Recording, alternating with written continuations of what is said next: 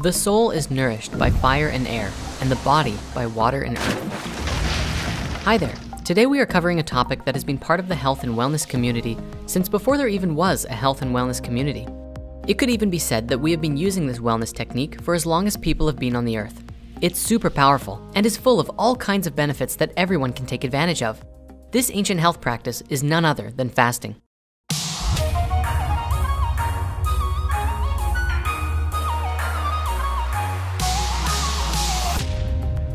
There are many different types of fasts found across just as many cherished traditions, and they all generally revolve around the idea of not eating food for a period of time.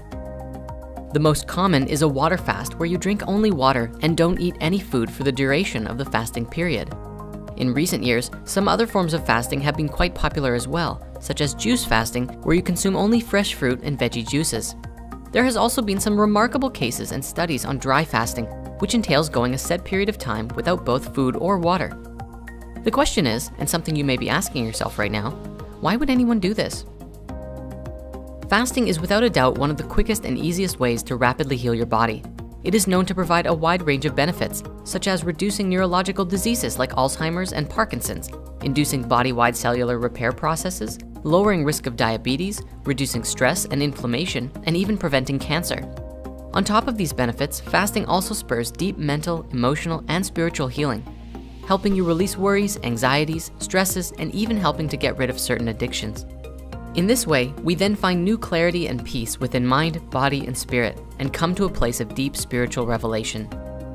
Fasting has played a huge part in many different spiritualities around the world, and has been said to play a large role in connecting you with God and finding yourself.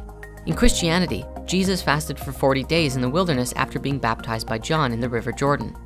In Buddhism, the Buddha practiced extreme levels of fasting prior to his enlightenment. In Islam, Muhammad practiced fasting quite regularly and initiated a new type of fast called intermittent fasting, which was abstaining from eating and drinking from sunrise to sunset. This fast was adopted by all Muslims during the month of Ramadan and still takes place today. Fasting also plays a large role in Jainism, Taoism, and many other spiritualities. Across all of these faiths, they believed that fasting would bring incredible miracles into our lives. When combined with prayer or meditation and a commitment to our spirituality, fasting can help us to increase our spiritual abilities, reach states of deep inner peace, learn to identify the difference between authentic hunger cravings and food addictions, develop self-restraint and discipline, improve manners, protect us from lustful desires, and encourage great bodily purification. This is only a small list of possibilities of what can happen physically, emotionally, mentally, and spiritually when we participate in a fast. So how does this work? Well, on a physical level, our bodies have an innate capacity to heal themselves. However, under normal circumstances, a great deal of energy in our bodies goes to the digestive system and metabolizing processes, turning the food we eat into usable energy for us to live our lives. This also means that the systems required for healing and repair are put on hold until these other processes have run their course. Thus, by fasting, we are essentially asking our bodies to take a break from digesting, freeing up a lot of energy for use on healing other parts of our bodies that often get neglected. For those who are curious, the deep physical cleansing benefits of fasting only really arise when you cut out food entirely. Just eating less than your recommended daily amount is not the same, because eating anything at all adds to your body's active energy storage called glycogen, which takes about 10 to 12 hours to be depleted. It's only after this time that the body starts burning fats for fuel and using up your excess fat storage for energy. The benefits that we could really go into here are astounding. However, the main points are as follows. Once your body enters into the state of burning fats for fuels, we see our glucose levels drop. We start to lose weight and belly fat as it's used up for fuel. We see insulin and IGF-1 levels drop, reducing risk of diabetes, and we see many deep cellular repair processes begin as the body begins removing waste material from our cells. We also see beneficial changes to several genes and molecules related to longevity and immunity to disease, as fasting actually produces new stem cells into the body. This process also reduces oxidative stress and inflammation as well. Fasting is also very beneficial for heart health, as it improves blood pressure, cholesterol, blood triglycerides, and blood sugar levels. Doing this also improves brain function, which reduces anxiety as a result. Not surprisingly, exercise is the only other thing we know of which shows the same positive effects on brain health as fasting. Whenever you end a fast, it's important to do it very carefully. If you come off of your fast and go straight into eating how you used to, you may find your belly becoming quite bloated. This is actually normal if you intake food too quickly or eat food that your newly cleansed body doesn't actually like. If you instead start with teas, soups, and smoothies, and then begin shifting to small amounts of raw or plant-based foods, your body will have a much easier time adapting back to eating again. For those who are just starting out with the practice of fasting, you should probably know the different kinds of fasts that there are, because there are quite a few that exist now. Here's a short list of different fasts that you can try. Water fasting, the most basic and essential of all of the fasts. It's just drink nothing but water for the duration of the fast. In this way, you consume 0 calories, 0 nutrients, and 0 carbs, and thus this becomes one of the purest fasts out there. Many people just starting out sometimes include a small 50-calorie soup broth per day, but no higher, as 50 calories are not enough to stop the ketogenic process of your body breaking down fat storage. The next fast that we want to share is juice fasting. This is one of the easiest fasts to get started with from the perspective that you can go days and days without experiencing hunger because you are still supplying your body with tons of energy for your body to use. We could talk all about juice fasting, but if you really want to learn about this one, go and watch Joe Cross's documentaries, Fat, Sick, and Nearly Dead 1 and 2. They are absolutely brilliant films about Joe's and others' experiences while juice fasting and how much healing was experienced because of it. Intermittent fasting. This is when you fast for a period of time during the day and then break the fast for a meal at some point in your day and then resume fasting. This is essentially the basis of the Ramadan style fast, but you don't necessarily have to practice fasting only when the sun is up. The idea here is to pick a number of hours that you want to fast for during the day, say 18 hours, and then you have a small window of 6 hours to eat every day. Ideally, you want to reduce this to about a 4-hour window and then fast for 20 hours every day.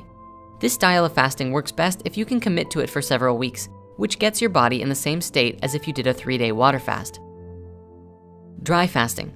Now, before we even describe this one, we'd like to express not to try this fast until you have practiced other forms of fasting for a long time, and not to practice without supervision. That said, this is going to blow your mind. There is this myth out there that humans can only survive without water for 3 days and then you'll die. However, the longest record for someone surviving on a dry fast is actually 18 days. It is suggested that this same fast is what was practiced by Jesus, Buddha, Moses, and Krishna in the old scriptures, but nobody knows for sure.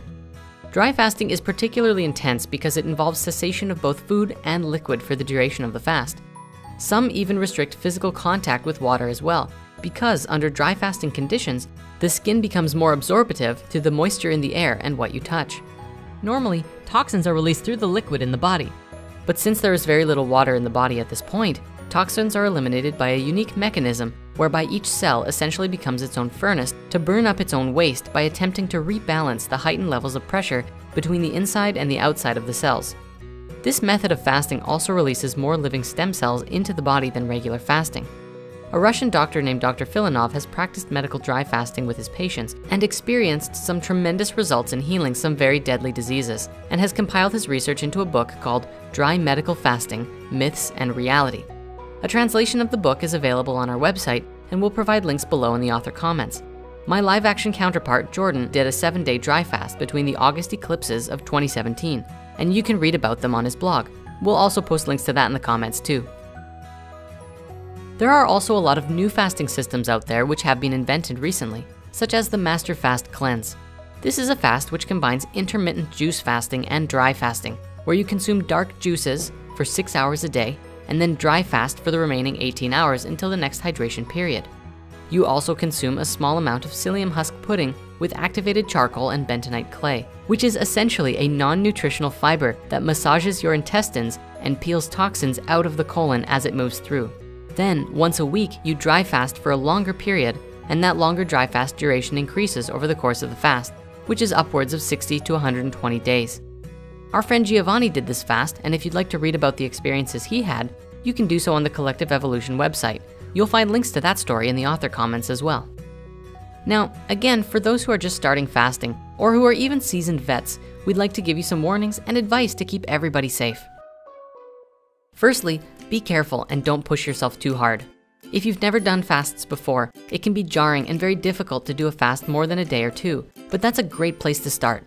The first 3 or 4 days are always the hardest, but once you really get into the flow of it, you might even find that you're not even hungry once the fat burning really begins. Also, fasting becomes easier with every friend or family member you do it with. When you have mutual support from a community around you, it's just easier than if everybody around you is eating and you are not, where it can become easier to fall off the fast before your body has fully reset. For us, for about a year between 2016 and 2017, we adopted a practice of fasting every Sunday as a spiritual practice and an energetic reset, and it felt great. It actually stopped after we did some much longer fasts, and now we simply fast when it feels right to. Thank you so much for watching, and happy fasting.